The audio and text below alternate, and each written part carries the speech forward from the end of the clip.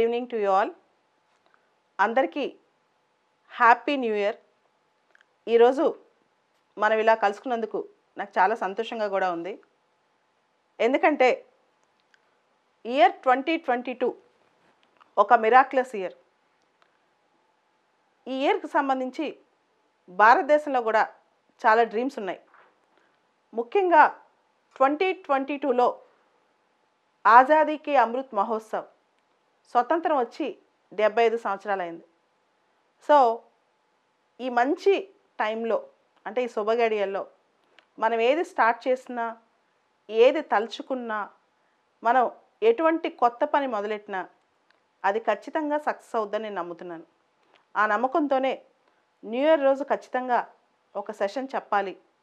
ముఖ్యంగా civil services మరియు ఇతర కాంపిటేటివ్ ఎగ్జామ్స్కి సంబంధించి గొప్ప గొప్ప టార్గెట్స్ పెట్టుకున్న వాళ్ళకి ఈరోజు ఒక మెమొరీగా మారాలని నేను కోరుకుంటున్నాను. దానికోసమే ఈ సెషన్ అన్నమాట.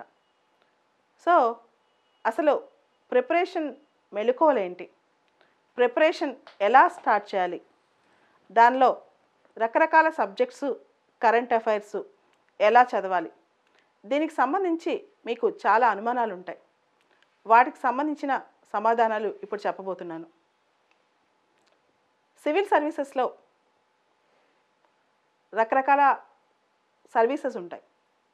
Indian administrative service, Indian police service, Indian forest service, Indian foreign service, Indian revenue service IT, Indian revenue service customs, ఇలాంటివన్నీ. అయితే వాటిల్లో 3 సర్వీసెస్ని ఆల్ ఇండియా సర్వీసెస్ అంటాం. అఖిల భారత సర్వీసులు: Indian administrative service, Indian police service and Indian forest service. So భారతదేశంలో ఈనాటికి కూడా civil services పరీక్షకి, అంటే ఒక వ్యక్తి ఐఏఎస్ ఐపీఎస్ పాస్ అయ్యారంటే ఆ వ్యక్తి బాగా మెరిటోరియస్ అని, ప్రజలకు సేవ చేసే శక్తి ఆ వ్యక్తికి ఉందని దేశంలో ప్రజలు ఏ పల్లెటూరుకి వెళ్ళినా కూడా, అవును నువ్వు ఐఏఎస్ వా, కలెక్టర్ వా, చాలామంది కలెక్టర్ అన్నా, పోలీస్ ఎస్పీ అన్నా చాలా బాగా తెలుసు అన్నమాట. అందుకని ఈ ఎగ్జామ్కి ఈరోజుకి కూడా కామన్ మ్యాన్లో ఒక గుర్తింపు ఉంది. దాంతోపాటు ఈ ఎగ్జామ్ పాస్ అయితే ఒక మంచి పని చేసే అవకాశం చాలా రెగ్యులర్గా మనకి దొరుకుతూ ఉంటుంది అన్నమాట. అందుకే చాలామంది సివిల్ సర్వెంట్స్ అవుదాం అనుకుంటూ ఉంటారు. కేవలం ఈ ఎగ్జామ్ రాసి పాస్ అయ్యాక వచ్చే జీతభత్యాలు చూస్తే సాఫ్ట్వేర్ ఎంప్లాయీ కన్నా కొంచెం ఎక్కువ ఉంటాయేమో, లేదా అంతే సమానంగా ఉంటాయి. కానీ చాలామంది శాలరీనో అలవెన్సో చూసి దీనిలోకి రారు. చాలామంది ఈ ఎగ్జామ్ ద్వారా వచ్చే జాబ్ సెక్యూరిటీ కానీ, సర్వీస్ చేసే ఒక శక్తి కానీ, లేకపోతే ఈ ఎగ్జామ్ ద్వారా వచ్చే సోషల్ స్టేటస్ కానీ, దీనికి అట్రాక్ట్ అవుతారు ఎక్కువ మంది. అంటే మనం సేవ చేయొచ్చు, మనకు సామాజికంగా గుర్తింపు లభిస్తుంది, మన సంతకానికి ఒక వాల్యూ ఉంటుంది. ఎందుకంటే భారతదేశంలో చాలా పనులు మనం అధికారంలో ఉంటే మంచి చేయాలంటే అవుతాయి. కాబట్టి చాలామంది సివిల్స్ని ఇష్టపడతారు, రాస్తారు. అసలు ఈ ఎగ్జామ్లో మనందరికి తెలుసు 3 స్టేజెస్ ఉంటాయి: prelims, mains and personality test. అయితే ఈ ఎగ్జామ్లో ఉన్న గ్రేట్ ఫ్యాక్టర్ ఏంటంటే, గొప్ప విషయం ఏంటంటే, చక్కగా ప్రతి సంవత్సరం కూడా ఒక క్యాలెండర్ ప్రకారం, ఒక క్రమ పద్ధతిలో ఈ పరీక్ష జరుగుద్ది అన్నమాట. అయితే ఈ పరీక్ష 3 దఫాల్లో ఉంటుంది. ఈ 3 దఫాల్లో చాలా స్క్రీనింగ్ ఉంటుంది అన్నమాట. అక్కడే చాలామంది వడపోత పట్టబడతారు, అంటే చాలా వరకు జల్లెడ పడతారనమాట ఈ ఎగ్జామ్లో. దీనిలో మనం చూస్తే కనుక ప్రిలిమ్స్, మెయిన్స్ ఇంటర్వ్యూలో ఫస్ట్ ప్రిలిమినరీ స్టేజ్ గురించి మాట్లాడుకుందాం. చాలామంది ప్రిలిమినరీ స్టేజ్ దగ్గరే ఇబ్బంది పడుతూ ఉంటారు. చాలాసార్లు 4 సార్లు 3 సార్లు ప్రిలిమ్స్ రాసి కూడా పాస్ అవ్వరు. ఎందుకు పాస్ అవ్వరు, ఎక్కడి నుంచి ఇబ్బంది పడతారు, దాన్ని ఏంటి, పాస్ అయ్యే వాళ్ళకి ఏముంది, పాస్ కాలేని వాళ్ళకి ఏముంది, ఈ తేడా ఏం చేయాలి అనేది మనం చూసుకోవాలి. ఎవరైతే స్టార్ట్ చేస్తున్నారో వాళ్ళకి, ఎవరైతే స్టార్ట్ చేసి కొంత దూరం వెళ్ళారో వాళ్ళకి, ఇద్దరికి సజెషన్స్ చెప్తాను. ఎవరైతే ప్రిలిమ్స్ ఇప్పుడు స్టార్ట్ చేస్తున్నారో, సివిల్ సర్వీస్ ఎగ్జామ్ నెక్స్ట్ 2 ఇయర్స్లో రాద్దాం అనుకుంటున్నారో వాళ్ళందరికీ ఒకటే మార్గం, 2 టెక్నిక్స్. ఒకటి, బేసిక్స్ బాగా చదవండి. ప్రతి సబ్జెక్ట్లో మూలాలకు వెళ్ళి ఆ సబ్జెక్ట్ని మన బ్లడ్లోకి ఎక్కించుకోవాలి. అంటే ఆ సబ్జెక్ట్ మన జీవితంతో అనుసంధానం చేసుకోవాలి. అది హిస్టరీ కావచ్చు, పాలిటీ కావచ్చు, జాగ్రఫీ కావచ్చు, ఎకానమీ కావచ్చు, ఇలా ఏదైనా సరే ఆ సబ్జెక్ట్ని మనలోకి తీసుకెళ్ళిపోవాలి. ముఖ్యంగా ఇప్పుడు ఎక్కువగా environment ecology, biodiversity, international relations, art and culture, agriculture, current affairs, sports ఇలాంటి వాటి మీద ప్రశ్నలు బాగా పెరిగిపోతున్నాయి కాబట్టి మనం ఇలాంటి సబ్జెక్ట్స్ మీద ఎక్కువగా ప్రత్యేకమైన దృష్టి కేంద్రీకరించుకోవాలన్నమాట. తర్వాత ఎవరైతే బిగినింగ్ చేస్తున్నారో వాళ్ళు ఇలా బేసిక్స్ చదవటమే కాదు, ఇంకొక పద్ధతి కూడా ఉంది. ఆ పద్ధతి ఏంటంటే reverse engineering technique. Reverse engineering technique అంటే ఏంటంటే పేపర్లో వచ్చే వార్తలు, రోజువారీ కరెంట్ అఫైర్స్ చదువుతూ దానిలోంచి మనం బేసిక్స్ నేర్చుకోవడం, ఇది ఒక పద్ధతి. ఉదాహరణకి గత 10 రోజుల నుంచి కెన్యాలో జిరాఫీ శిథిలాలు, జిరాఫీ యొక్క ఇవన్నీ కనిపిస్తున్నాయి మనకి, అవి చనిపోయి ఉండటం అన్నీ, అవి అసలు ఎందుకు వచ్చాయి, ఎలా వచ్చాయి తెలుసుకోవడం అనమాట. అదేవిధంగా మిడిల్ ఈస్ట్లో ఇజ్రాయెలో లేకపోతే ఇరాక్కో న్యూస్లోకి వచ్చింది, ఆ చుట్టూ బార్డరింగ్ కంట్రీస్ ఏమున్నాయి. అలానే నిన్న సాహిత్య అకాడమీ అవార్డ్స్ చెప్పారు. అసలు సాహిత్య అకాడమీ అవార్డ్స్ ఏంటి, సాహిత్య అకాడమీ ఏ మినిస్ట్రీ కింద ఉంటుంది, ఇండిపెండెంట్ బాడీయే కానీ ఏ మినిస్ట్రీ కిందకు వస్తుంది, సాహిత్య అకాడమీ అవార్డ్స్ ఎన్ని భాషలు ఇస్తారు, ఇలా రోజువారీ జరిగే అంశాల పట్ల ఒక తృష్ణ పెంచుకోవటం, అంటే ఒక యాంగ్జైటీ పెంచుకోవడం అనమాట. అది ఖచ్చితంగా సివిల్స్ బాగా ప్రిపేర్ అయ్యే వాళ్ళకి కరెంట్ అఫైర్స్ అనేవి రోజు మనం మంచినీళ్ళు ఎలా తాగుతామో అంత రెగ్యులర్గా కరెంట్ అఫైర్స్ చదువుతూనే ఉండాలి. సో ఉదాహరణకి చైనా మొన్న 15 అరుణాచల్ ప్రదేశ్లో ఉన్న 15 ప్లేసెస్కి రీనేమ్ చేసింది. చైనా అనుకుంటుంది అరుణాచల్ ప్రదేశ్ తన సొంతం అని. సో ఇట్లాంటివి వచ్చినప్పుడు ఓకే, చైనా పేర్లు మార్చింది. అసలు చైనా ఎందుకు అరుణాచల్ ప్రదేశ్ని క్లెయిమ్ చేస్తుంది, ఎప్పటి నుంచి క్లెయిమ్ చేస్తుంది, చైనాకి ఎన్ని దేశాలతో సరిహద్దు వివాదాలు ఉన్నాయి, 18 దేశాలతో ఉన్నాయి, ఎందుకు చైనా ఇలా అగ్రెండైజ్మెంట్ చేస్తుంది, అగ్రెషన్ చేస్తుంది, ఇటువంటివి మీరు ప్రశ్నించుకుంటూ వెళ్ళిపోవాలన్నమాట. సో ఇట్లా ఉదాహరణకి సైన్స్ అండ్ టెక్నాలజీ తీసుకుందాం. సైన్స్ అండ్ టెక్నాలజీలో ప్రళయ్ అనే ఒక మిసైల్ని భారతదేశం టెస్ట్ ఫైర్ చేసింది. ప్రళయ్ మిసైల్ యొక్క విశిష్టత ఏంటి, డీప్గా అనలైజ్ చేయాలి. అట్లా రోజుకి బిగినర్స్ అంటే 2 ఇయర్స్లో సివిల్స్ రాద్దాం అనుకున్న వాళ్ళు రోజుకి 5 నుంచి 10 టాపిక్లు తీసుకుని వాటిని రీసెర్చ్ చేస్తూ వెళ్ళాలి. అది ఎంత డీప్గా చేయాలంటే అసలు మిసైల్స్ ఎవరు డెవలప్ చేస్తారు, ఆ మిసైల్స్ని బేసికల్గా ఇండిజినస్గా ఏమేమి మిసైల్స్ డెవలప్ చేసాం, భారతదేశంలో మిసైల్ డెవలప్మెంట్కి ఎవరెవరు కంట్రిబ్యూట్ చేశారు, ఏపీజే అబ్దుల్ కలాం గారి పాత్ర ఏంటి, ఇట్లా ఏ టాపిక్ అయినా సరే మీరు దాన్ని తవ్వుకుంటూ లోతుగా వెళ్ళిపోవాలన్నమాట. ఈ 2 పద్ధతుల్లో ప్రిపరేషన్ మొదలెట్టాలి. ఒకటి స్టాండర్డ్ బుక్స్ చదవటం, అన్ని సబ్జెక్టులు తెలుసుకోవటం. రెండోది వార్తల్లో వచ్చిన అంశాలు తీసుకుని దానిలోంచి లోతు తెలుసుకుంటూ దాన్ని డిగ్ చేసుకుంటూ వెళ్ళిపోవటం. దానికి చాలా ఇంట్రెస్ట్ కూడా ఉండాలి. అంటే కేవలం నేను సివిల్స్ ప్రిపేర్ అవుతున్నాననే కాదు, ఏదో మన మీద రుద్దారనే కాదు, చాలా ఇంట్రెస్ట్తో ఇవి చూసుకుంటూ వెళ్ళిపోవాలన్నమాట. ఇదంతా ఒక పద్ధతి. ఈ పద్ధతిలో ప్రిపేర్ అవ్వాలి. ఈ పద్ధతిలో ప్రిపేర్ అయ్యేటప్పుడు మనం ఎక్స్ట్రాగా చేయాల్సిన పనులు ఏంటంటే రోజు ఒక టాపిక్ తీసుకుని మనం మాట్లాడగలగాలి. అంటే ఏదో ఒక టాపిక్ తీసుకుని మనం దాన్ని ఓరల్గా చెప్పగలగాలి. ఫ్రీడమ్ అంటే మన ఎక్స్ప్రెషన్ అనేది చాలా అద్భుతంగా ఉండాలన్నమాట. ఏ టాపిక్ వచ్చినా ఏ టాపిక్ తీసుకున్నా మనం చక్కటి ఎక్స్ప్రెషన్ ఇవ్వగలగాలి. ఇది చాలా ఇంపార్టెంట్, గుర్తుపెట్టుకోండి. ఓకే, సో రోజు ఒక 5 నిమిషాలు మొత్తం రోజంతా గడిచిపోయిన తర్వాత ఏదో ఒక టైంలో ఒక 5 మినిట్స్ ఏం చేస్తారంటే మీరు చదివిన టాపిక్స్ని ఒక సెల్ ఫోన్ కెమెరానో వీడియో కెమెరానో పెట్టుకొని రికార్డ్ చేయండి. మీరు ఎలా చెప్తున్నారు, దాన్ని ఎలా రీప్రొడ్యూస్ చేస్తున్నారు అనేది రికార్డ్ చేస్తూ ఉండండి. ఇది మంచి పద్ధతి అనమాట. తర్వాత రెండో అంశం, ఎవరైతే ఆల్రెడీ బిగిన్ చేస్తారో ప్రిపరేషన్, బిగిన్ చేసి 6 నెలల్లో సంవత్సరం అయిందో వాళ్ళకి ప్రిలిమ్స్ పాస్ అవ్వాలంటే ఏం చేయాలి, ఇది చాలామంది ప్రాబ్లం ఫేస్ చేస్తున్నారు. ప్రతిసారి వచ్చి మ్యామ్ మేము ప్రిలిమ్స్ రాసాం పోయింది ఏం చేయాలి అంటారు. నేను వాళ్ళకి జనరల్గా ఏం చెప్తానంటే రోజు ఎగ్జామ్స్ ప్రాక్టీస్ చేయండి అని చెప్తాను. అసలు ప్రిలిమ్స్ ఎందుకు పోతుంది, ఎక్కడ లోపం ఉంటే ప్రిలిమ్స్ పోద్ది, ఎవరైతే బిగిన్ చేస్తున్నారో వాళ్ళకు కూడా ఇది చాలా అవసరం. మనం ఎక్కడ లోపం చేస్తే ప్రిలిమ్స్ పొద్దాకా పోతూ ఉంటుంది అంటే చూడండి, ప్రిలిమ్స్కి స్టాండర్డ్ బుక్స్ చదివేటప్పుడు మన సొంత నోట్స్ మనం ప్రిపేర్ చేసుకోవాలి. ప్రిలిమ్స్కి కానీ మెయిన్స్కి కానీ ఎవరో చదివిన మెటీరియల్స్ చదువుతుంటే ఎగ్జామ్ టైంలో కొన్నిసార్లు మనకి ఆ ఆన్సర్ స్ఫురించదు, ఆన్సర్ మనకి కరెక్ట్ అనిపించదు, అర్థం కాదు, స్ఫురించదు అనమాట. సో ప్రిలిమ్స్కి మన సొంత నోట్స్ మనం ప్రిపేర్ చేసుకోవాలి, ప్రిలిమ్స్కి మెయిన్స్కి. రెండో ముఖ్యమైన అంశం సివిల్ సర్వీసెస్ ప్రిపరేషన్లో ముఖ్యంగా ప్రిలిమ్స్ ప్రిపరేషన్లో ఎక్కడ రాంగ్ చేస్తారనే విషయంలో ఎగ్జామ్ మేనేజ్మెంట్ అలవాటు ఉండదు. అంటే డైరెక్ట్గా ఎగ్జామ్కి వెళ్ళిపోయి కూర్చుని మనం ఫెయిల్ అయ్యామంటారు. అలా కాదు. కనీసం ప్రిలిమ్స్ రాసే 7-8 నెలల ముందు నుంచి 3 రోజులకి 4 రోజులకి ఒక ప్రిలిమ్స్ ప్రాక్టీస్ చేయాలి. చేసి వాళ్ళకి ఎన్ని తప్పులు పోతున్నాయి, నెగిటివ్స్ ఎన్ని పోతున్నాయి, వాళ్ళకి ఎంతవరకు వాళ్ళు పెట్టే ఆప్షన్స్లో కరెక్ట్ అవుతున్నాయి, వాళ్ళ కరెక్షన్ రేషియో ఎంత, అంటే వాళ్ళు కరెక్ట్ చేసే రేషియో, రాంగ్ చేసే ఫ్లూక్లో రాళ్ళేస్తూ ఉంటారనుకోండి, అంటే ఏబీలో ఏది కరెక్ట్ అన్నప్పుడు ఎంతవరకు వాళ్ళు చేసేవి కరెక్ట్ అవుతున్నాయి, ఇలాంటివన్నీ వాళ్ళు ఫస్ట్ టెస్ట్ చేసుకోవాలి. ఎగ్జామ్ హాల్లో మనల్ని మనం టెస్ట్ చేసుకోవడం కాదు, ఎగ్జామ్ రాసే 7-8 నెలల ముందు నుంచే మనం ఎంత లోతులో ఉన్నాం, ఏం చేస్తున్నామని టెస్ట్ చేసుకుంటూ ఉంటే గ్యారంటీగా అది మనకి చాలా స్ఫూర్తినిస్తుంది. చాలా వరకు మనకి స్కిల్ డెవలప్మెంట్ కూడా పెరుగుద్ది అనమాట, ఎగ్జామ్ స్కిల్స్ అనేవి. తర్వాత ఇంకొక తప్పు చేసే పని, ఇంకొక చాలా పెద్ద తప్పు ఏంటంటే ఏదో ఒక కోచింగ్ సెంటర్లో టెస్ట్ సిరీస్ రాస్తారు. ఇప్పుడు టెస్ట్ సిరీస్లు అనేవి ఆన్లైన్లో చాలా కోచింగ్ సెంటర్లు అవైలబుల్గా ఉన్నాయి. ఆ టెస్ట్ సిరీస్లో ఏమవుతుంది, 100-110 మార్కులు వచ్చేస్తాయి. మాకు టెస్ట్ సిరీస్లో 100-110 మార్క్స్ వస్తున్నాయి, ఒరిజినల్ ఎగ్జామ్కి వెళ్ళాక ఫెయిల్ అయిపోతారు, ఫిలిమ్స్ సక్సెస్ కాలేకపోతారు.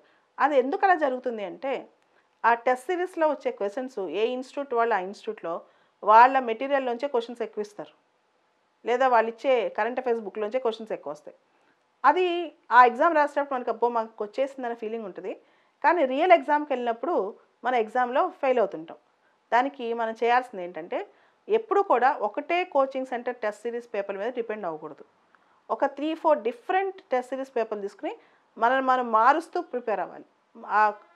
ఆన్సర్స్ చేసేటప్పుడు డిఫరెంట్ కోచింగ్ సెంటర్స్ పేపర్లు ఆన్సర్ చేస్తే అప్పుడు రియల్గా మన క్యాలిబర్ ఏంటో అర్థమవుతుంది అనమాట. అంటే యాక్చువల్గా మన ట్రూ మార్క్స్ మన మనసుకు తెలుస్తుంటాం, కానీ ఆ మార్క్స్ని మనం మభ్యపెట్టుకుంటుంటాం ఏదో చూసుకుని, అది తప్పు. తర్వాత తప్పులు పోయిన క్వశ్చన్సే కాదు, మనము ర్యాండమ్లో రైట్ అయిన క్వశ్చన్స్ కూడా ఆన్సర్స్ మనం ప్రిపేర్ అవ్వాలి, అది కూడా చాలా ఇంపార్టెంట్. సో సబ్జెక్ట్ చదవటమే కాదు, ఎక్స్టెన్సివ్గా బోల్డ్ని క్వశ్చన్ పేపర్స్ చేయాలి. దాంతోపాటు కరెంట్ అఫైర్స్ మీద చాలామంది ఏమంటున్నారో తెలుసా, కరెంట్ అఫైర్స్లో రావట్లేదు క్వశ్చన్స్ అని. అది రాంగ్. యూపీఎస్సీ ఏ సంవత్సరం ఏ సబ్జెక్ట్ మీద ఎక్కువ ఫోకస్ పెడుతుందో ఈవెన్ యూపీఎస్సీ చైర్మన్ కూడా ఇప్పుడు చెప్పలేడు.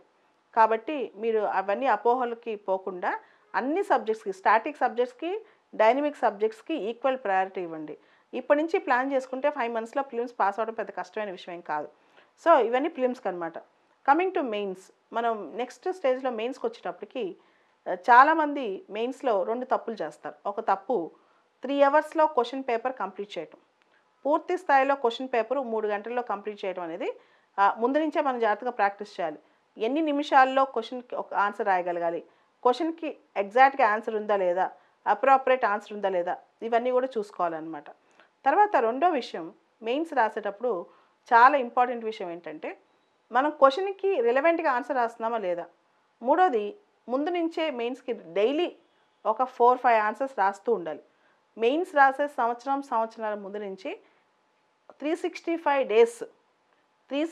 డేస్ డైలీ 5 ఆన్సర్స్ కనుక ప్రాక్టీస్ చేస్తే మెయిన్స్లో పోయే ఆస్కారమే ఉండదు. ఒక టైమర్ పెట్టుకుని రోజుకి 5 ఆన్సర్స్ చేయాలన్నమాట. ఆటోమేటిక్గా అవుద్ది. ఈ క్వశ్చన్స్ ఎవరిస్తారు అని అడుగుతారు. ఈ క్వశ్చన్స్ ఎవరిస్తారు అంటే చాలామంది రకరకాల ఇన్స్టిట్యూట్ల వెబ్సైట్లోంచి క్వశ్చన్స్ తీసుకుంటారు. రకరకాల ఇన్స్టిట్యూట్ వెబ్సైట్లో క్వశ్చన్స్ రాసే వాళ్ళందరూ స్టూడెంట్సే. అక్కడ పెద్ద డైరెక్టర్స్, పెద్ద వాళ్ళు క్వశ్చన్లు తయారు చేయట్లేదు. ఆ క్వశ్చన్లు కొన్ని సందర్భాలు ఎంత చెత్తగా ఉంటున్నాయంటే అవి ఎప్పటికీ యూపీఎస్సీలో రావన్నమాట. అట్లా కాకుండా మీరు ఏం చేయాలి అంటే ఫస్ట్ యూపీఎస్సీ పాత క్వశ్చన్ పేపర్స్ తీయండి. 2021 ఇప్పుడు మెయిన్స్ జరగబోతుంది January 7 నుంచి. 2021 January 7 రోజు నుంచి జరిగే యూపీఎస్సీ మెయిన్స్ క్వశ్చన్ పేపర్లో ఇంటర్నెట్లో దొరుకుతాయి. ఈ ఎగ్జామ్ అయిపోయాక కొన్ని గంటలకి మొత్తం ఆ క్వశ్చన్ పేపర్స్ అన్ని డౌన్లోడ్ చేసి పెట్టుకోండి. ఆ మోడల్లో మీరు క్వశ్చన్స్ తయారు చేసి పెట్టుకోండి. మీరు కనుక ఎప్పుడైతే మీ ఓన్ క్వశ్చన్స్ ప్రిపేర్ చేసుకుంటున్నారో అప్పుడు మీరు నిజంగా సక్సెస్ చేస్తుంది. ఎందుకంటే ఎవరికైతే క్వశ్చన్ పేపర్ నాడు తెలుసుద్దో వాళ్ళకి ఆన్సర్స్ ఎలా రాయాలో కూడా ఈజీగా తెలిసిపోద్ది. చాలామంది ఇతరులు ఇచ్చే క్వశ్చన్ పేపర్ మీద డిపెండ్ అవుతారు, కానీ అసలు క్వశ్చన్స్ వాళ్ళు ప్రిపేర్ చేసుకుంటే ఎలా ఉంటుందని ఆలోచించరు. మీ క్వశ్చన్స్ మీరే ప్రిపేర్ చేసుకోండి. రోజు 5 క్వశ్చన్స్ మీరే ప్రిపేర్ చేసుకుని ఆన్సర్స్ రాయండి. అనుకోవచ్చు, అమ్మో మాకు అంత క్వశ్చన్స్ రాసే స్టాండర్డ్ లేదని. స్టాండర్డ్ యూపీఎస్సీ పేపర్స్ ప్రకారం తయారు చేసుకోండి. స్టాండర్డ్ ప్రిపేర్ చేస్తుంటే అది అలవాటు అయిపోద్ది అనమాట. ఎప్పుడైతే ఒక క్వశ్చన్ రాయటం స్టార్ట్ అయిద్దో మీకు అర్థం అవుద్ది. ఎగ్జామ్ క్వశ్చన్ పేపర్ రాసే వ్యక్తి మన దగ్గర నుంచి ఏమి ఎక్స్పెక్ట్ చేస్తూ క్వశ్చన్ ఇస్తాడో కూడా మనకు అర్థం అవుద్ది అనమాట. సో ఈ విధంగా మెయిన్స్కి ఇప్పటి నుంచే స్టార్ట్ చేయండి. ఎస్ఏ కానీ మెయిన్స్ కానీ ఇవన్నీ. ఒక 5 నిమిషాలు 10 నిమిషాలు మీకు టాకింగ్ స్కిల్స్ ప్రాక్టీస్ చేయండి. దాంతోపాటు చాలామంది నమ్మరు, ఇంటర్వ్యూలో మనం ఎంత డిగ్నిఫైడ్గా ఉన్నాం, ఎంత నీట్గా డ్రెస్ చేసుకున్నాం, డిగ్నిఫైడ్గా ఎంత పొలైట్గా డిప్లొమాటిక్గా మాట్లాడాం, ఎంత పద్ధతిగా బిహేవ్ చేసాం, ఇవి కూడా చూస్తారు. అవన్నీ ఓవర్ నైట్ మనం డెవలప్ అయ్యే కాదు. కాబట్టి మనం ఏం చేయాలంటే రెగ్యులర్గా యూపీఎస్సీ తీసుకునే ప్రతి ఒక్కళ్ళు ఇంటర్వ్యూకి వెళ్తున్నామనే ఉద్దేశంతోనే ఉండాలి. అంతేగాని అంటే ప్రిలిమ్స్ పాస్ అయితే తర్వాత చూద్దాం, మెయిన్స్ పాస్ అయితే తర్వాత చూద్దాంలా కాదు. మేము వచ్చే సంవత్సరం ఇంటర్వ్యూకి వెళ్తున్నాం, దానికి నా బిహేవియర్ ఎలా ఉండాలి, నా పద్ధతి ఎలా ఉండాలి, నా మాట ఎలా ఉండాలి, నా ఆన్సరింగ్ స్టైల్ ఎలా ఉండాలి. పాత ఇంటర్వ్యూ ట్రాన్స్క్రిప్ట్స్ మీకు ఇంటర్నెట్లో దొరుకుతాయి. వేరే వాళ్ళ ఇంటర్వ్యూకి వెళ్ళి వచ్చిన ట్రాన్స్క్రిప్ట్స్ అంటాం వాటిని, వాళ్ళని అడిగిన క్వశ్చన్స్ ఆన్సర్స్. సో వాటికి మీరు ఆన్సర్ చేయడానికి ట్రై చేస్తూ ఉండండి. స్లోగా మీకు ఇంటర్వ్యూ కూడా అలవాటు అయిపోద్ది. ఇప్పటి నుంచే కొన్ని హాబీ కూడా డెవలప్ చేసుకోండి.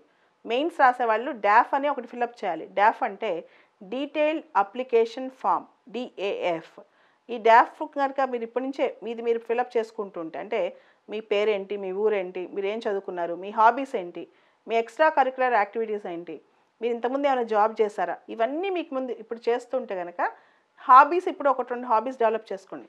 దానివల్ల కొంతవరకు ఉపయోగం జరుగుద్ది అనమాట. సో ఇవన్నీ చాలా ఇంపార్టెంట్. దాని తర్వాత ఏ పుస్తకాలు చదవాలి అనేది చాలామంది డౌట్. సివిల్ సర్వీసెస్లో మనం ఏ బుక్స్ చదవాలి, ఎటువంటి బుక్స్ చదివితే పాస్ అవుతారని. సో నేను చెప్తున్నాను, must and should news paper reading అయితే చేయాలి. ఎవ్రీడే న్యూస్ పేపర్, ముఖ్యంగా ఇండియన్ ఎక్స్ప్రెస్లో వచ్చే ఎక్స్ప్లెయిన్డ్ అనే కాలం, టైమ్స్ ఆఫ్ ఇండియాలో వచ్చే ఎడిటోరియల్స్, మంచి మంచి ఆర్టికల్స్, హిందుస్థాన్ టైంలో వచ్చే ఆర్టికల్స్, హిందూ పేపర్ ఎడిటోరియల్స్, కనీసం ఈ పేపర్లు అన్నింటిలో కలిపి రోజుకి 5-6-7 ఆర్టికల్స్ అనేది చదవాలి. అప్పుడే మన బ్రెయిన్లో అనలిటికల్ పవర్ పెరుగుద్ది. వీటన్నిటిని కలిపి రోజుకి ఒక 7-8 అన్న ఆర్టికల్స్ నీట్గా చదువుకోవాలి. చదివి వాళ్ళ రైటింగ్ స్టైల్ కూడా మీరు అలవాటు చేసుకోవాలన్నమాట. దాంతోపాటు ఏ సబ్జెక్ట్కి ఏ బుక్స్ చదవాలి, ఇది రెగ్యులర్గా నేను చెప్పేదే, మళ్ళీ కూడా ఒకసారి చెప్తాను. ఎన్సీఆర్టీ పుస్తకాలు అయితే కంపల్సరీ. ఇప్పుడు ఇండియన్ పాలిటీ ఉందనుకోండి, 11th class 9th class NCERTs ఖచ్చితంగా చదవాలి ఇండియన్ పాలిటీలో. తర్వాత ఎన్సీఆర్టీస్తో పాటు పాలిటీలో కొన్ని స్టాండర్డ్ బుక్స్ ఉంటాయి. లక్ష్మీకాంత్ పాలిటీ అని, BL Fadia Indian government and politics అని. అదేవిధంగా ఆర్ట్ అండ్ కల్చర్ అనుకోండి, ఇండియాస్ ఫ్రీడమ్ స్ట్రగుల్, ఇది స్పెక్ట్రమ్ చాలా బాగుంటుంది. బిపిన్ చంద్ర బుక్ చాలా బాగుంటుంది.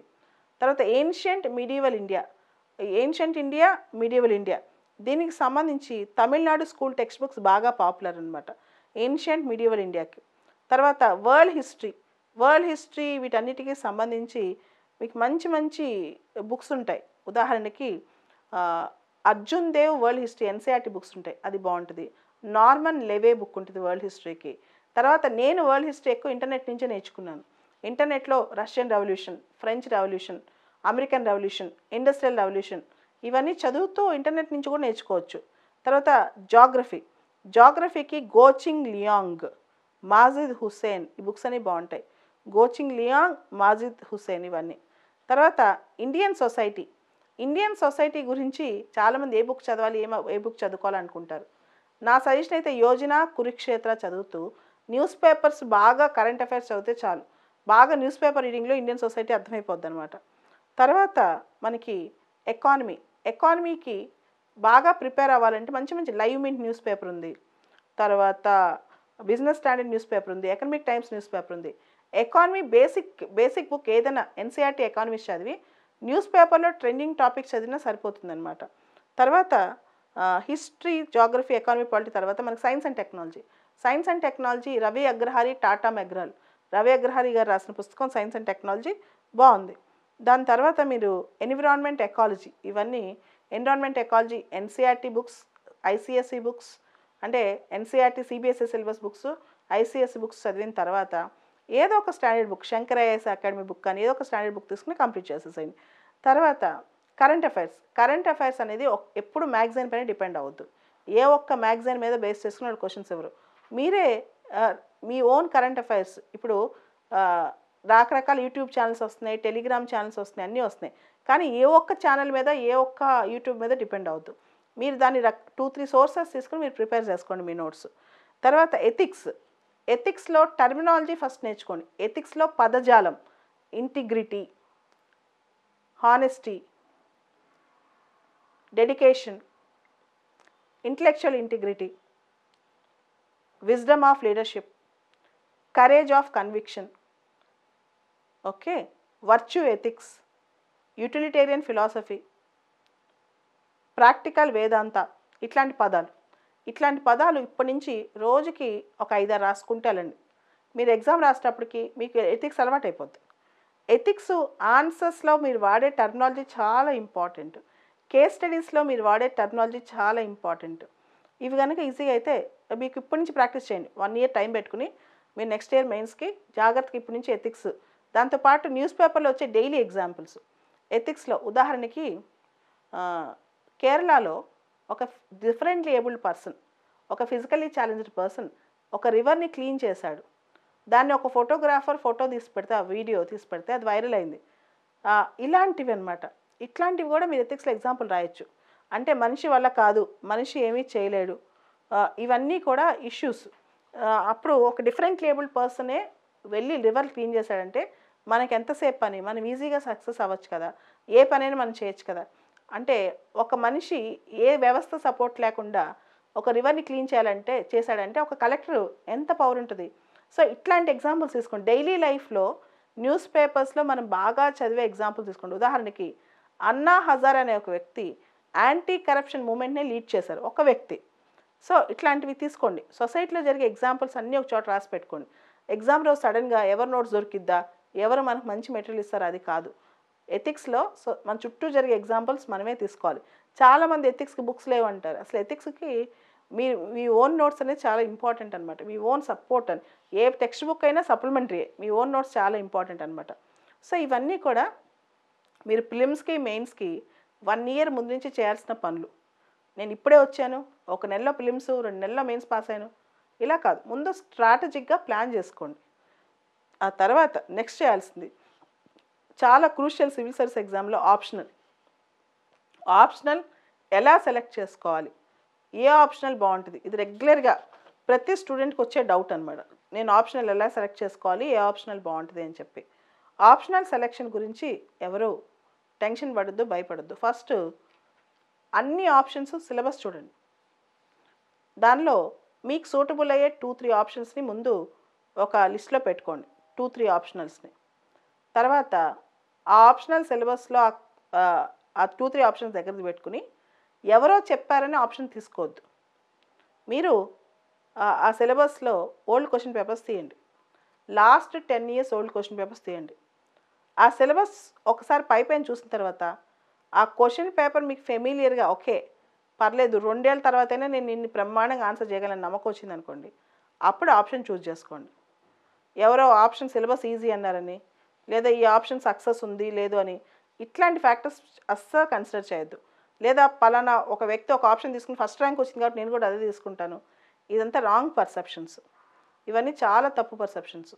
ఆప్షన్కి మనకి సబ్జెక్ట్ అంటే మనకు బాగా ఇష్టం ఉండాలి, ఆ సబ్జెక్ట్ మనం చేయగలం నమ్మకం ఉండాలి, వీలైతే ఆ సబ్జెక్ట్ మనకు మంచి మెంటర్ దొరికితే ఇంకా సపోర్ట్గా ఉంటుంది. ఇవన్నీ చాలా ఇంపార్టెంట్ అనమాట ఆప్షనల్ సెలెక్షన్లో. వీటి మీద మీరు స్పెషల్గా ప్రత్యేకమైన దృష్టి పెట్టండి. సడన్గా ఈరోజు ఆప్షన్ సెలెక్ట్ చేసేసుకుని సక్సెస్ అవుదామని కాదు, కొంచెం స్లోగా అయినా 1 నెల లేట్ అయినా పర్లేదు, మీకు సూట్ అయ్యే ఆప్షన్ బాగా సెలెక్ట్ చేసుకోండి. 1 month లేట్గా సెలెక్ట్ చేసుకున్నా పర్లేదు, కానీ అది మీకు బాగా సూట్ అవ్వాలన్నమాట. తర్వాత ఓవరాల్గా మొత్తం ఈ ప్రిపరేషన్ స్పాన్లో మీరు చేయకూడని పనులు, 1 నెల 2 నెలలు వేస్ట్ చేసేసి నేను మళ్ళీ సివిల్స్లోకి వద్దాం అనుకోవటం చాలా పెద్ద బ్లండర్. 2ది నెల 2 నెలలు వేరే మూడ్లో ఉండి ఈ సబ్జెక్ట్ వదిలేయటం. 3ది చదువు చుట్టూ తిరుగుతూ చదువు నేర్చుకోకపోవటం, అంటే ఏ ఇన్స్టిట్యూట్ బాగుంటుంది, ఏ మెటీరియల్ బాగుంటుంది అన్నీ కలెక్ట్ చేసి పెట్టుకుని నేర్చుకోకపోవటం.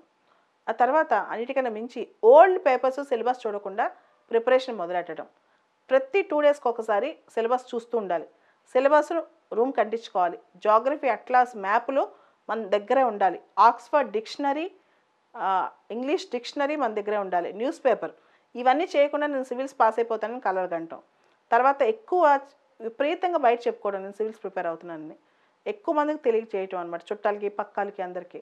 తర్వాత ఓవర్గా సోషల్ మీడియా వాడేసి చదువు మీద తక్కువ ఫోకస్ పెట్టడం. ఫోకస్ లేకపోతే సివిల్స్ ఫిలిమ్స్ కూడా పాస్ కాలేరు. కాబట్టి మినిమం ఎడిక్షన్స్ ఉండాలి. ఏదైనా మన మనిషికి లోపాలు ఉండొచ్చు, కానీ అవి ఎంత తక్కువ ఉంటే అంత మంచిది. ఇవన్నీ కనుక ప్రాపర్గా ప్లాన్ చేసుకుంటే ఖచ్చితంగా సక్సెస్ వచ్చింది. కాకపోతే 2 ఏళ్ళు మనకి కాదనుకుని తలుపులు మూసి కూర్చోవాలి. చాలామంది అంటారు సివిల్స్ ఎగ్జామ్ అంటే యజ్ఞం లాంటిదని. అప్పుడప్పుడు బ్రేక్ తీసుకోవచ్చు తప్పులేదు. కానీ మొత్తం 6 నెలలు, 3 నెలలు బ్రేక్ తీసుకుని మళ్ళా ప్రిపరేషన్ రీఎంటర్ అవుతున్నానని కాదు. అండ్ ఇంకొక డౌట్, ఉద్యోగం చేస్తూ చదవగలనా అని చాలామంది అడుగుతారు. ఉద్యోగం చేస్తూ ఖచ్చితంగా చదవచ్చు. కానీ ప్రాపర్ టైమ్ టేబుల్ మెయింటైన్ చేసుకోవాలి. రోజుకి 5 గంటలు చదువుతున్నాం అంటే 5 గంటలు చదవాలి. ఈరోజు న్యూ ఇయర్ కదా, ఈరోజు ఎక్స్క్యూజ్ చేసేసుకుందాం. కొత్త ప అంటే కొత్త సంవత్సరం రోజు కూడా చదివేనా? లేకపోతే సంక్రాంతి పండుగ ఎంజాయ్ చేస్తారు అందరూ. మనకే ఈ కష్టాలు ఎందుకొచ్చాయి? చూడండి, భారతదేశంలో ఉన్నన్ని పండుగలు ఎక్కడా ఉండవు. మీరు చూస్తే న్యూ ఇయర్ అయిపోద్ది, సంక్రాంతి వచ్చుద్ది, తర్వాత ఫిబ్రవరిలో ఏదో ఒక పండుగలు వస్తుంటాయి. తర్వాత ఉగాది, శివరాత్రి, హోలీ. మీరు గమనిస్తే మొత్తం సంవత్సరంలో పండగ ముందు వెనకాల కలిపితే ఆల్మోస్ట్ సగం రోజులు పండగకే అయిపోతాయి అనమాట. సివిల్ సర్వీసెస్ ఎగ్జామ్ ప్రిపేర్ అయ్యేవాళ్ళు అన్ని పండుగలు కలిపి మొత్తం సంవత్సరంలో 4 రోజులు బ్రేక్ తీసుకోండి. అంతేగాని ప్రతి పండగకి వారం రోజులు బ్రేక్ తీసుకుంటే అది మళ్ళీ వచ్చి రీకూప్ అవ్వడానికి చాలా టైం పడుతుంది అనమాట. సో ఇది కూడా ఎవరైతే సీరియస్గా ప్రిపరేషన్ ఉంటారో వాళ్ళు బ్రేక్స్ అనేవి కొంచెం జాగ్రత్తగా తక్కువ తీసుకుంటే మంచిది. తీసుకోండి, రిలాక్స్ అవ్వండి. 4 అవర్స్ చదివాక 1 అవర్ బ్రేక్, మళ్ళీ ఇంకో 4 అవర్స్ చదివాక హాఫ్ అన్ అవర్ బ్రేక్. అలా డేని కనీసం మినిమం చాలామంది అంటారు 20 గంటలు చదవాలని. 20 గంటలు అవసరం లేదు. అలా 4 గంటలు చదివితే కూడా రాదు. 4 గంటలు చదివినాడు ఎవడు పాస్ అవ్వలేదు. కనీసం 7-8 గంటలు కూర్చోవాలి. 7-8 అవర్స్ యావరేజ్న ఒక 2 ఇయర్స్ కూర్చుంటే ఎవరైనా పాస్ అవుతారు. ఆ డిసిప్లిన్ కంటిన్యూటీ ఉండదు. ఒక 7-8 అవర్స్ ప్రతిరోజు కూర్చునే ఓపిక ఉండదన్నమాట. యూత్లో ఓపిక, సహనం కొంచెం తగ్గుతున్నాయి. అది కనుక మనం చేసుకుని రెగ్యులర్గా ఎక్కువ అవర్స్ చదివితే కనుక సక్సెస్ వచ్చింది. ఒకవేళ ఒక సంవత్సరం పోయినా, ఎందుకంటే ఈ ఎగ్జామ్ చాలా అన్నీ కలిసి రావాలి. ఆ ఇయర్ ప్రిలిమ్స్, మెయిన్స్, ఇంటర్వ్యూ అన్నీ సెట్ అవ్వాలి. మనకి 1 ఇయర్లో అవుతుందని 100% చెప్పలేం. అది 2 ఇయర్స్ అవ్వచ్చు, 3 ఇయర్స్ అవ్వచ్చు. ఇది కనుక కాస్త జాగ్రత్తగా చేయగలిగితే ఈజీగా పాస్ అవుతారనమాట. ఓకే. తర్వాత ఈ ఇయర్ నేను వస్తాను, ఈ ఇయరే కోచింగ్ తీసుకుంటాను, ఈ ఇయరే పాస్ అయిపోవాలి, ఈ ఇయరే నేను కలెక్టర్ అవ్వాలి, ఇలా కాదు. మీరు సివిల్ సర్వీసెస్ ప్లాన్ చేసుకుంటే ఒక 1.5 ఇయర్, 2 ఇయర్స్ ప్రాపర్ ప్లానింగ్తో ఎంటర్ అవ్వాలి. అంతేగాని 1 ఇయర్లో అన్నీ కొట్టేసి వెళ్తానని ఇంట్లో అందరికి చెప్పేసుకుంటే గంటకి ఫోన్ చేసి అడుగుతూ ఉంటారు ఎగ్జామ్ ఎప్పుడు, తర్వాత ఈ ఇయర్ అయిపోద్దా, ఈ ఇయర్ ఇంకా నువ్వే నెక్స్ట్ ఇయర్ నుంచి చూసుకోవాలి ఇల్లంతా, ఇవన్నీ వస్తాయి అన్నమాట. అలా కాకుండా ఒక 2 ఇయర్స్ ప్రాపర్గా టైం పెట్టుకుని చేస్తే మాత్రం మనం సాధించే అవకాశం చాలా వరకు ఉంటుందన్నమాట. ఓకే. ఇది రెగ్యులర్గా ఇలాంటివి బి చేస్తూ ఉంటాను. రెగ్యులర్గా మీకు ఇలాంటి వీడియోస్ కానీ ఇలాంటి క్లాసెస్ కానీ పెడుతూ ఉంటాను ఈ ఇయర్ మొత్తం, ఎవ్రీ 2 వీక్స్కి అట్లా. So thank you very much and wish you all the best. మీరందరూ నేను ఎందుకు ఇంత కష్టపడాలి, చాలామంది స్టూడెంట్స్ అడుగుతారు, నేను ఎందుకు ఇంత కష్టపడాలి, నేను ఎందుకు పోరాడాలి లైఫ్లో, సివిల్స్ ఇంత కష్టమైన ఎగ్జామా లేదా గ్రూప్ 1 ఇంత కష్టమైన ఎగ్జామా అని. ఇదంతా కేవలం మన కోసం మాత్రమే కాదు, మనతో ఉండే మన కోసం వేచి చూసే కొన్ని వేల మంది కోసం, మనం చేసే మంచి పనితో చాలామంది జీవితాలు మార్చొచ్చు. వాళ్ళందరి కోసం మీరు చదవండి. అంతేగాని కేవలం మీ ఒక్కరి కోసం చదువుతాము లేదా మన స్వార్థం కోసం చదువుతామని కాదు. అందరి కోసం చదవండి. చదువుతో పాటు మంచి సమాజం కోసం కూడా మీరు సివిల్ సర్వెంట్స్ అయి కృషి చేయాలని కోరుకుంటున్నాను. All the best.